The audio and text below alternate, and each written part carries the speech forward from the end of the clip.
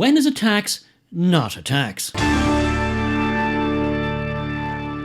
Governments all over the West, and certainly the government here in Ireland, are always eager and desperate to grind ever more tax out of a struggling population. They seem to try and pitch it so that it's just one notch below where outright revolution would take place. The discussion always seems to be, how can we get more money out of the people, rather than how could we run the state more efficiently and save a few bob, maybe even give some money back. That never seems to enter into the equation. It seems there's never enough money in the public exchequer to fund worthy things like the army of useless NGOs we seem to have here in Ireland, or perhaps other worthy endeavours such as trying to house the entire world. But what happens when you've already taxed the general public up the wazoo and right to the point of outright revolution?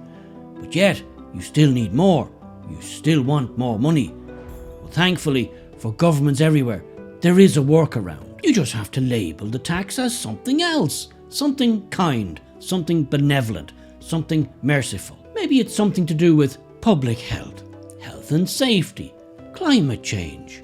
Don't you want to save the planet? Well, yes, I do. Then hand over the money. Don't you care about public safety? Children's safety? Well, yes, I do. Then hand over the money. You see how this works? You see, it's not a tax. You're saving the planet. It's not a tax.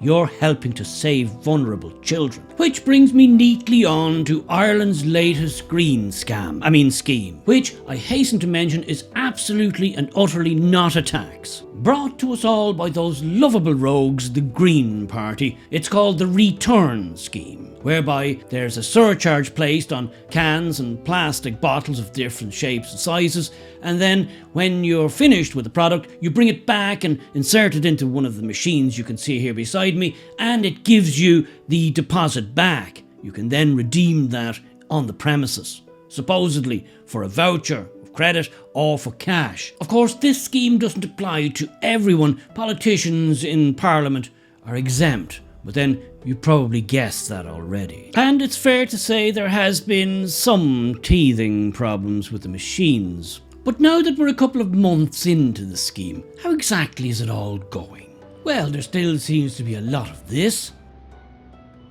Yes, there seems to be no end of complaints about this. That is, when you can get a machine that is actually in service and not broken.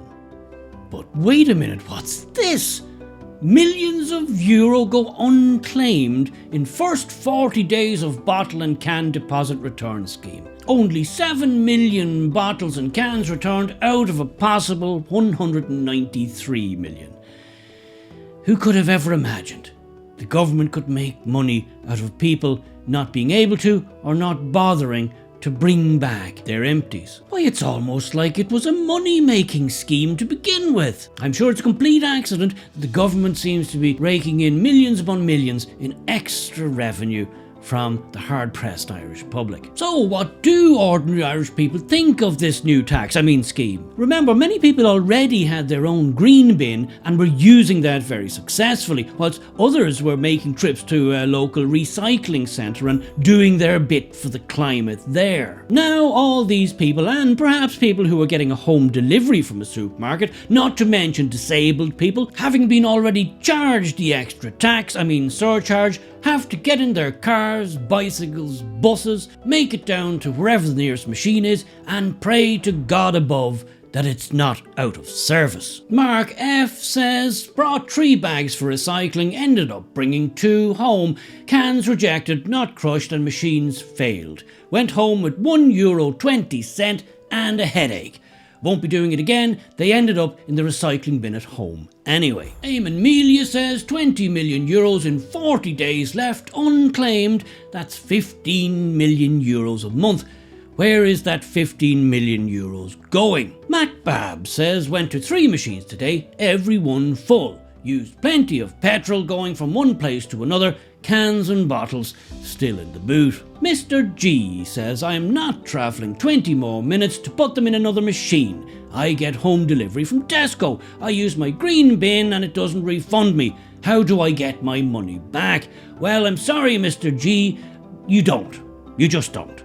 It's gone. Let it go. Eva Fennell says, shame on you for double taxing people who are already recycling their cans and bottles, stealing from the Irish people in broad daylight. The Green Party repulse me, says Eva. But according to the Green Party, it's all about changing people's habits. And to that point, Hat Tip says, in fairness, I've changed my behaviour with bottles and cans now. I put them in the black bin now instead of the green bin, out of spite. I'm not sure if that's exactly the kind of change in behaviour the Green Party were trying to foster. And last but certainly not least, we have Product of Society who says, ever since the ban on turf, I've been burning plastic to keep warm. So, having read through a lot of commentary on the Twitter sphere, or X as it's known now, I can tell you that those comments are very much the norm. The vast majority of Irish people are very disgruntled, are very annoyed, and feel like they're just getting ripped off here. But I'll tell you one section of society who are very pleased with how things are going. That is the Green Party and the government. They love it. They can't get enough of it. They're just sitting back, letting the money roll in.